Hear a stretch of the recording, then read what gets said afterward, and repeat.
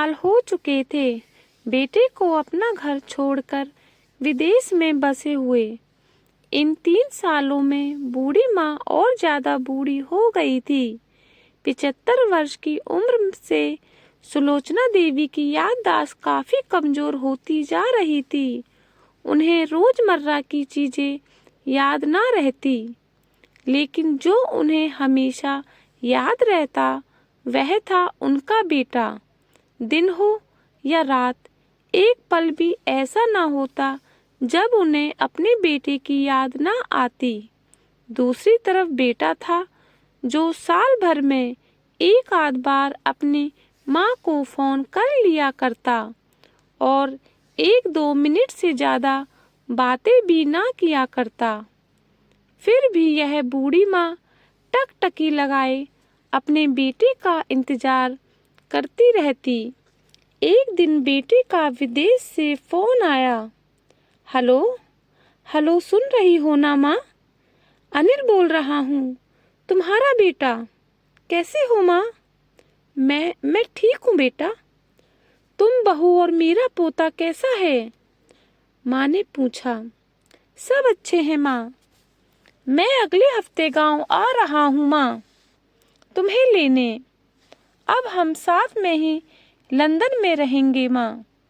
तुम्हारी बहू कह रही थी माँ को यहाँ पर लेकर आओ, बेचारी अकेली वहाँ परेशान होती होगी। बेटे ने कहा। माँ की बूढ़ी सूखी आंखें आंसू से भीग गई। उसके कमजोर शरीर में नस नस में खुशी की लहर दौड़ गई। बेटे और बहू का अपने प्रति प्रेम देखकर माँ का मन खुशी से भर आया। बेटे ने आगे कहा, माँ तैयार रहना माँ, मुझे ज्यादा दिन छुट्टियाँ नहीं है। जिससे जितने पैसे लेने हैं लेकर रखना, तब तक मैं प्रॉपर्टी डीलर से बात कर लेता हूँ। घर के लिए? घर के लिए? माँ ने पूछा।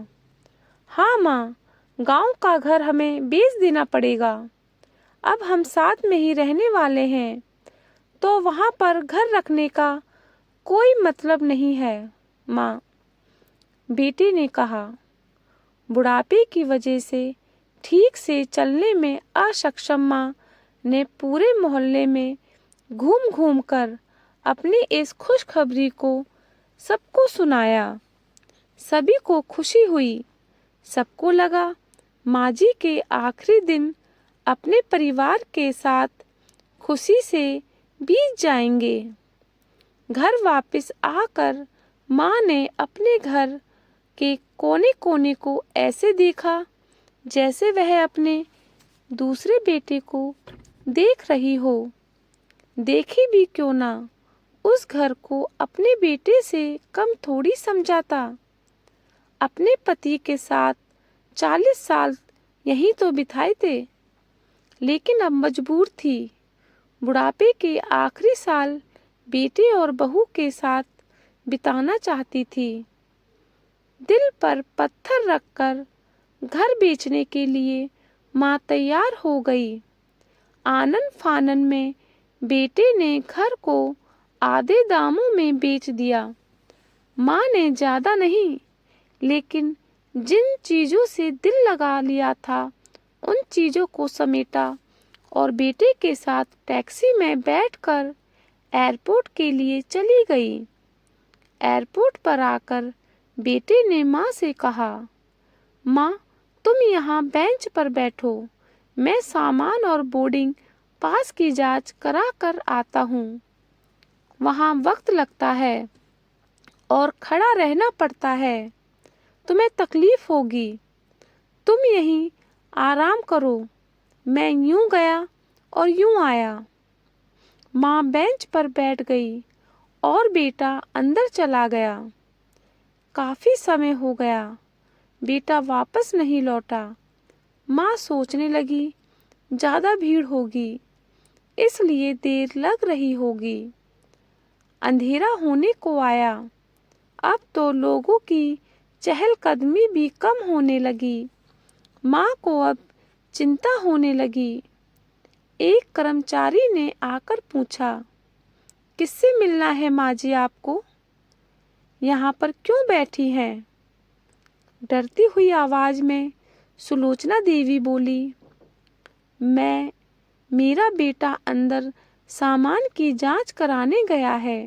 लंदन जा रहे हैं हम।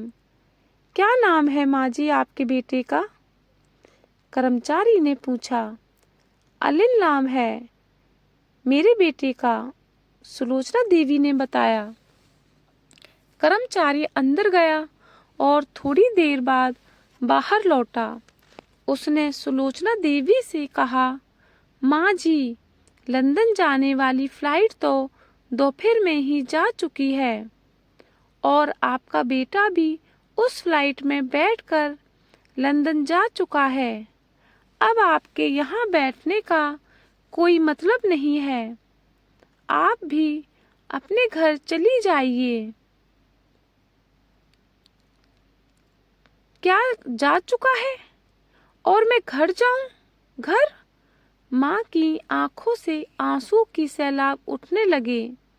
जैसे तैसे माँ घर पहुंची, जो अब उसका था ही नहीं, बिक चुका था। वो वहीं बरामदे में तुलसी के पास सो गई। घर के नए मालिक को उस पर दया आई तो एक कमरा किराए से उसको दे दिया।